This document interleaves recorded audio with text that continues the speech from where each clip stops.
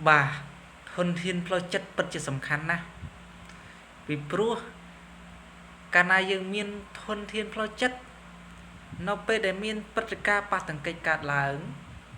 មានបញ្ហាអ្វីដែលប៉ះពាល់ដល់ផ្លូវចិត្តកើតឡើងគឺយើងមានធនធានសម្រាប់ការពារធនធានផ្លូវចិត្តហាក់បីដូចជា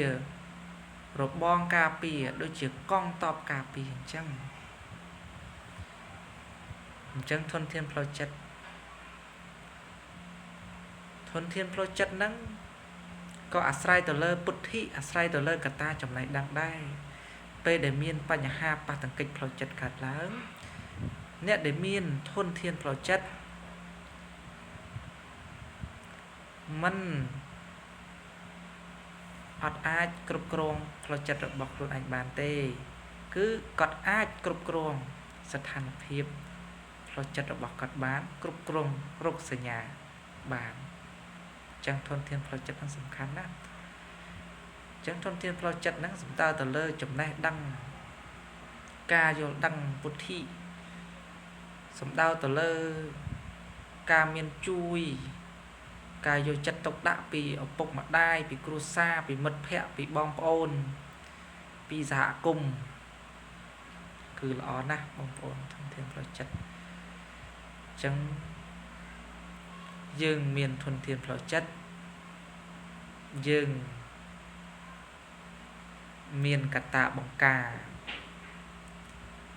ដើម្បីទប់ទល់ទៅនឹងកត្តាបង្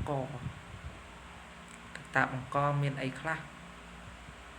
មានដោយសារធម្មជាតិទឹកជំនន់ភ្លើងឆេះព្រៃសិតតែជាកត្តាធម្មជាតិ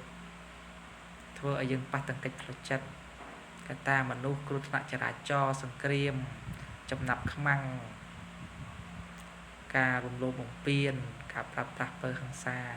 សិតសន្តិជាព្រឹត្តិការណ៍ប៉ះទង្គិចផ្លូវចិត្តអញ្ចឹងយើងត្រូវមានធនធានបង្ការហៅថាធនធានផ្លូវចិត្តនឹងឯងដែលកត្តាបង្កដោយធម្មជាតិដោយមនុស្សបានប៉ះពាល់ដល់ឬក៏ប៉ះទង្គិចដល់ផ្លូវចិត្តរបស់យើងកាលណាយើងមានធនធានផ្លូវចិត្តគឺយើងបង្ការបានហើយអញ្ចឹងធនធានផ្លូវចិត្តហ្នឹងអាស្រ័យទៅលើអ្នកមានច្រើនឬមានតិចទៀតមិនគ្រប់គ្នាចិត្តតែមានធនធានផ្លូវចិត្តច្រើនទេបងប្អូន